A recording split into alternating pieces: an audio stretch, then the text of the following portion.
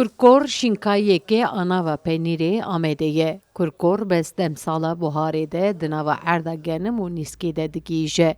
Penir firoşi dve demede jinav zilin genime giyay kurkore diçinin u amedekariya zivistane dikin. Ve giya Diyarbakır Piş Fakülteyi, Erganiyeyi, Aliye Bismillah, Aliye Heyneyi, Uran nav genim de derdkevi, emtini virana hurdikin, vak Türkiye dikin, jibo zivistanı jibo nav penir. Dişini jibo penirciya gunda.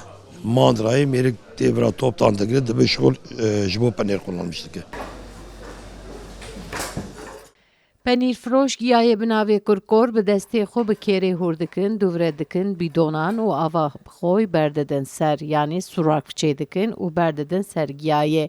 Bi vê şiklî heta zivistanê di nava avê de didin seknandin. Dûvre di demsala zivistanê de ji bîdonan derdixînin û dikin nava penîrê helandî. Penîr û giya di nava hev du de dibin wekî benîşt. Nav gönlüm de derdkevi, nav noka derdkevi. Yani yabani giya ya. Ne yani bebe datinin. Yabani nav giya derdkevi. Ayde Diyarbakır Ahmet'e. Ne vane muşe vane nasirim ne neviya kerkorotiye. Tama işte bir penere Diyarbakır'ı. Tama hoş dibe. Aroma ki hoş dedi penir. Dikandar dibêjin ev stayla bi giyayê binavê kurkor bes eyrê bajarê Amedeyê. Giya temek cuda dide penirê helandî û dibe penîrê bi giya.